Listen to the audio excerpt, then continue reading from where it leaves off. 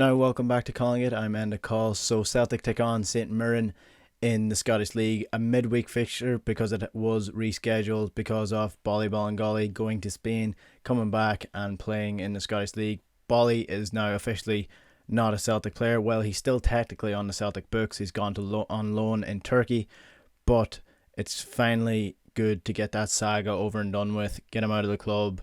He wasn't going to be part of the plan. It's a heavy sanction, and rightfully so, because of this, Celtic are trying to make up ground on Rangers at the top of the table. This is a game where they should be winning, coming up against St Mirren. St Mirren have won 2 games, lost 3 and drawn 1. They've only scored 3 goals, so this is an opportunity for Neil Lennon to make a couple of changes to the team. I do think he will make a couple of changes just because of the quick turnaround to this game, and also just to get a bit more legs into players that haven't got that much game time for him so far. So just looking back at the Ross County game, he went for a 3 at the back with Shane Duffy, Chris Julian and Christopher Ayer. He put James Forrest as a left wing back, and he put Jeremy Frimpong as the right wing back, with Scott Brown, Cal McGregor and Olivier Ncham in the midfield, with Odson Edouard and Ajeti up front. So that was an interesting lineup. I didn't expect them to put James Forrest as left wing back. I would have fully expected him to be on the bench, probably in a 3 formation with Jeremy Frimpong as the right wing back. But I suppose what Neil Lennon's looking at is, does El Unici offer as much defensively as the likes of James Forrest would? I don't think he does. I think he's right enough there. El Unici is very much a player that you want up in the attack, and you saw when he actually came onto the pitch, he didn't come on in that left wing back position. He came on as the second striker alongside Klimala as well. So that's probably what we're going to see from Neil Lennon going forward. I don't think he's going to play El Unici as a left wing back. So into this St Mirren game, what are you expecting of Celtic? You're definitely expecting them to control the ball a little bit better than they did in the first half against Ross County, because they looked a little bit loose, and it looked as if they were getting used to this system, which they rightfully are. Shane Duffy played in the right of the 3. I think he's going to be more suited to the centre of the 3, and have Chris Julian as the right. But we'll see how Neil Lennon addresses this going forward. Against St Mirren, like I said, I do expect him to make a couple of changes just to get a bit more legs into the players who haven't played much. So I'm going to go with Barkas in goal. Barkas was excellent against Ross County. He pulled off a couple of good saves. Celtic were a little bit exposed at times, and Barkas pulled off a couple of fingertip saves onto the post, and also he saved us a couple of times, which you want to see from a goalkeeper, that just because Celtic dominate these games, that he's not losing his concentration, that he's actually on the ball all the time, and he was. So he'll be starting in goals. I would say Neil Lennon might go back to a 4 at the back, and go with 3 in midfield, 3 up front against St Mirren.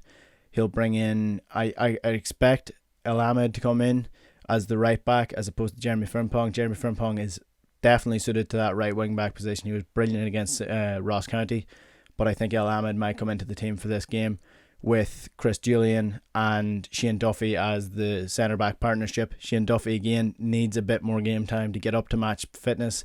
He was excellent against Ross County when he got into the game, but at the start he was still finding his legs, still finding his way around this system. But again, you see the threat that he has from corners, from set pieces. He's unbelievable in the air. And I think Chris Julian actually had a tweet up after the game talking about, making a joke about how that was the first time he's ever seen somebody tower over him when it came to a corner. So that's how good Shane Duffy is in the air. And then I think Greg Taylor will come back into the team. Fell out of the team against Ross County. James Forrest offers more going forward than Greg Taylor does. So I'd expect anytime we're playing a 4 at the back, it's going to be Greg Taylor, and then the left wing back will be decided upon whether it's James Forrest, whether it's Mikey Johnson when he comes back from injury, and different players. Maybe El Unici might actually go there eventually, but I think it's going to be Greg Taylor in a back 4 in midfield. I'd like to see a few changes. I'd like to see Scott Brown getting a rest and maybe trying someone else in that position. Beaton isn't match fit just yet. He still has a bit of a niggle.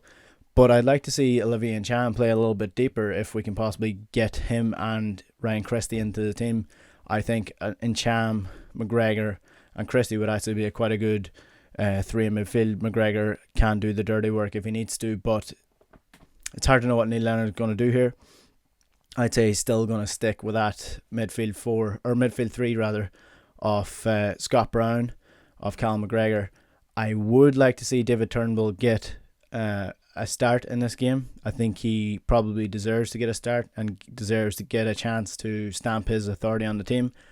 Fight for that jersey as the number 10 for Celtic. Will he get that chance? I actually think he might get the chance in this game because he came off the bench, and he's not exactly match fit for Celtic. He's probably match fit for the likes of Motherwell, but he's not up to speed with the tempo and the passing the Celtic play. So I'd like to see him get a chance, see what he can do as a starter for Celtic. I think he might start as the number 10 for Celtic on Wednesday against St Mirren.